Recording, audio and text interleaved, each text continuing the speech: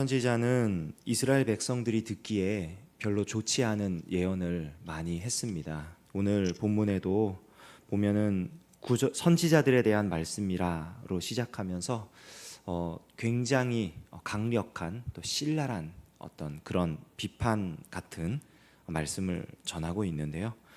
우리가 분명히 하나님께서 이 땅에 세우신 지도자들에 대해서 하나님께서 그 책임을 물으신다라는 사실은 확실합니다. 오늘은 특별히 이 선지자들에 대하여 이 22장과 또 22장에 걸쳐서 특별히 왕들에 대하여 예레미야가 예언을 하면서 그 왕의 자리에서 있었던 이들의 어떤 잘못된 불신앙에 따른 그런 정치에 대해서 그 결과를 분명히 예언했던 것처럼 오늘은 선지자들에 대해서 아주 강력하게 이 선지자들이 무슨 잘못을 했는지, 왜 하나님이 심판할 수밖에 없는지에 대해서 말씀을 하고 있는데요.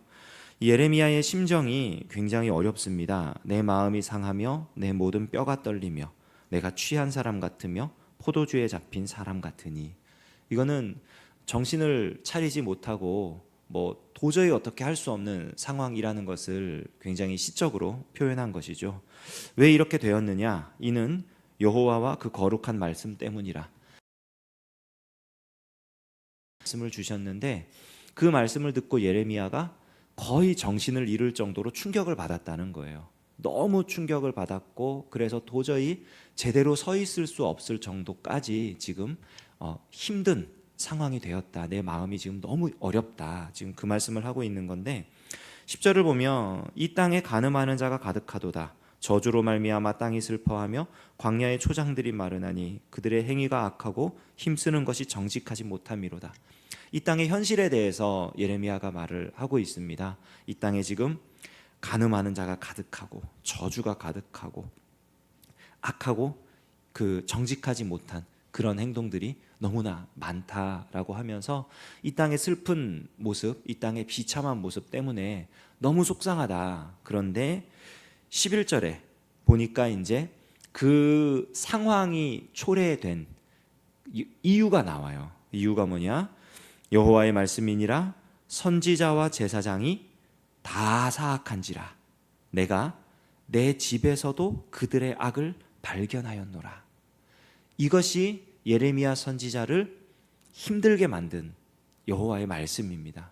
예레미야 선지자로 하여금 술에 취한 것처럼 비틀거리면서 도저히 정신을 차릴 수 없게 만들었던 그 말씀, 선지자와 제사장들이 다 사악한지라. 아주 충격적인 말씀입니다. 선지자와 제사장은 하나님의 말씀을 맡아서 가르치는 자들이고, 그리고 하나님 앞에 예배할 수 있도록, 제사 드릴 수 있도록 모든 것들을 주관하는 사람들입니다. 하나님과 이스라엘 백성 사이에 중재자 역할을 하는 사람들입니다. 그런데 그들이 사악해졌다. 지금 아주 무서운 선언이 지금 내려진 거예요. 하나님 보시기에 그들이 악하다. 그러면서 이 13절에 보면은 사마리아 선지자들 가운데 우매함을 보았나니 그들은 바알을 의지하고 예언하여 내 백성 이스라엘을 그릇되게 하였고, 이것은 북이스라엘의 선지자들에 대한 이야기입니다. 이미 남유다 왕국, 지금 예레미야 선지자가 살고 있는 이 시대 사람들은 북이스라엘 왕국에 있었던 선지자들이 얼마나 악했고 그 결과로 무슨 일이 일어났는지 다 알고 있어요. 지금 그 말씀을 하는 겁니다. 북이스라엘에 있었던 선지자들은 하나님이 아닌 바알을 섬겼고, 그들은 자기 마음대로 자기 뜻대로 다른 신을 섬겼고, 그리고 그 선지자 노릇을 하면서 제사장 노릇을 하면서 나라를 망하는 길로 인도했습니다. 그리고 아수르에 의해서 북이스라엘이 멸망했죠. 하나님이 지금 그 말씀을 하시는 거예요. 북이스라엘의 선지자들이 그렇게 바알을 섬김으로써 결국 나라가 망하지 않았냐? 그런데 14절에 내가 예루살렘 선지자들 가운데도 가증한 일을 보았나니, 북이스라엘 선지자들 가운데 우매함을 보았던 하나님께서 이제 남유다에 있는 선지자들 가운데에는 가증한 일을 보았다. 그게 무엇이냐? 그들은 간음을 행하며 거짓을 행하며 악을 행하는 자의 손을 강하게 하여 사람으로 그 악에서 돌이킴이 없게 하였은즉 그들은 다 내 앞에서 소돔과 다름이 없고 그 주민은 고모라와 다름이 없느니라. 하나님께서 남유다 왕국에 있는 이 선지자들에게서 보신 것은 무엇이냐? 그들이 악했는데 그들만 악할 뿐 아니라 그들이 악하기 때문에 악을 행하는 그 유다의 백성들에 대해서 돌이키지 못하게 했다.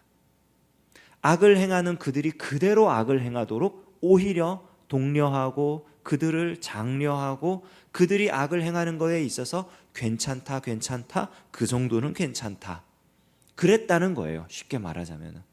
그러므로 이 땅이 어떻게 되었느냐? 소돔과 같고 고모라와 같아졌다.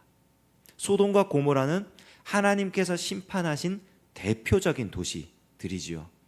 하나님이 도저히 그 악을 두고 볼 수가 없어서 하늘에서 불을 내려 심판했던, 지금 남유다 왕국이 하나님의 백성들이 그렇게 되었다는 겁니다.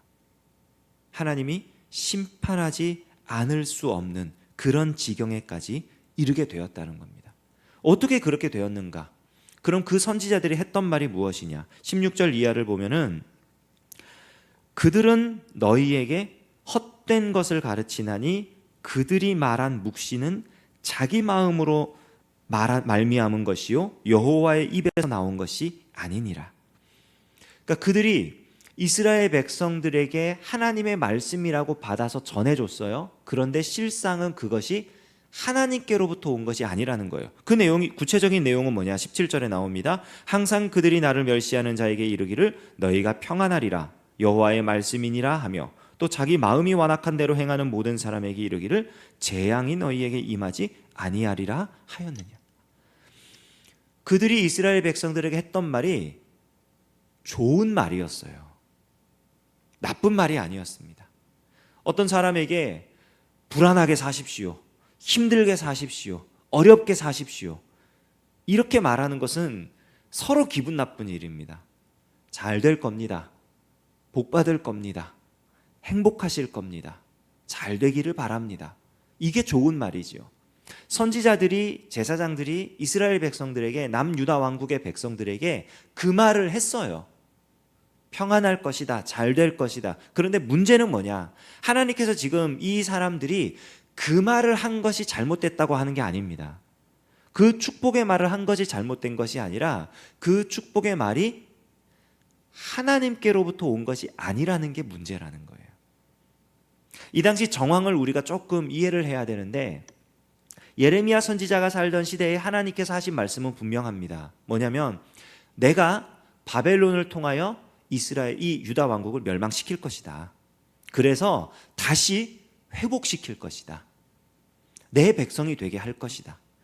내가 심판의 칼을 들어서 예루살렘을 치는데 그걸로 끝이 아니라 70년이 지나면 내가 다시 회복시켜 줄 것이다. 이게 하나님이 예레미야에게 주신 말씀의 핵심이에요. 그런데 그 당시에 있었던 많은 사람들, 거의 모든 사람들은 바벨론에 의해서 예루살렘이 멸망하는 것을 하나님의 뜻이 아니라고 말을 했습니다. 왜냐하면 너무 받기 힘든 일이었으니까요. 다른 나라가 침입해서 이 나라가 멸망한다? 이거 쉽게 받아들일 수 있는 사람은 없습니다. 너무너무 괴로운 일입니다. 그렇기 때문에 그건 아닐 거야, 그건 아닐 거야. 어떻게 예루살렘 성전이 무너질 수 있으며 어떻게 이방 왕국이 하나님의 나라인 이 이스라엘을, 유다를, 예루살렘을 점령할 수 있겠어? 그거는 말도 안 되는 일이야. 그렇다면 이 나라를 지키기 위해서 우리가 할 수 있는 것을 해보자. 그러면서 애국과 화친 조약을 맺고 그들의 힘을 빌려서 바벨론과 싸워 이기고 싶어 했던 거예요. 그리고 거짓 선지자들이 했던 잘 될 것이다, 형통할 것이다, 평안할 것이다, 이 말은 뭐냐면은 너희들이 세운 전략이 먹힐 것이다. 애국과 맺은 이 조약이 성공할 것이다. 바벨론은 물러갈 것이다. 지금 거짓 선지자들의 예언이, 그들의 이 위로해주는 말이 위로해주는 말이기 때문에 틀렸다가 아니라 하나님이 주신 말씀과 전혀 다른 얘기이기 때문에 틀렸다는 겁니다. 이게 핵심이에요. 거짓 선지자들이 우리에게 좋은 말을 해주고 그것 자체가 틀린 게 아닙니다. 하나님의 말씀이 아닌 것을 말하니까 결과적으로 얻게 이 말씀을 듣는 거짓 말씀을 듣는 백성들이 자기가 생각하는 악한 일들에 점점 더 형통해지는 거예요. 하나님의 말씀이 아닌 일을 하게 되니까. 우리가 조심해야 될 것이 바로 그것입니다. 우리가 하나님의 말씀을 듣는다고 할 때 내가 듣고 싶은 것을 듣기 원할 때가 굉장히 많아요.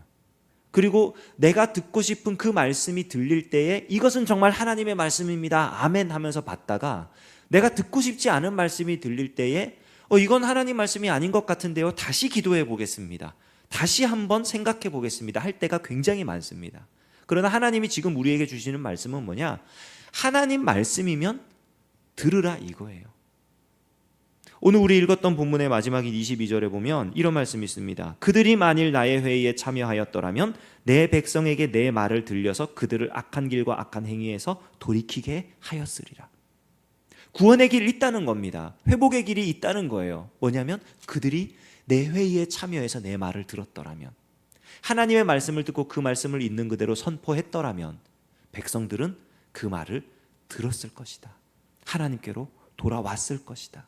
이 무자비한 심판으로부터 벗어날 수 있었을 것이다. 하나님의 말씀을 들었더라면. 헨리 블랙캅이라는 분이 계십니다. 미국에서 목회하시는 분인데 하나님을 경험하는 삶이라는 책을 썼어요. 오래전에 썼습니다. 그 책의 내용 중에 그런 얘기가 있어요. 우리가 기도할 때 나를 위한 하나님의 뜻이 무엇입니까? 기도할 때가 많다고 이야기를 합니다. 그런데 그 질문이 사실은 조금 바뀔 필요가 있다라고 얘기합니다. 뭐라고 바뀌어야 되느냐? 하나님의 뜻이 무엇입니까? 나를 위한 하나님의 뜻이 아니라 그냥 하나님의 뜻이 무엇입니까? 그것이 우리가 믿는 자로서 하나님의 말씀대로 살아갈 그리스도인이 기도할 제목이다라고 말을 합니다. 오늘 우리가 이 하루를 시작하면서 하나님 우리에게 들려주시고자 하시는 말씀이 무엇입니까? 하나님이 말씀하실 때에 그 말씀을 아멘으로 받고 말씀대로 살아가기를 원합니다. 우리 기도하며 말씀대로 살아가 승리하는 이 하루 되기를 주님의 이름으로 축원합니다. 기도하겠습니다.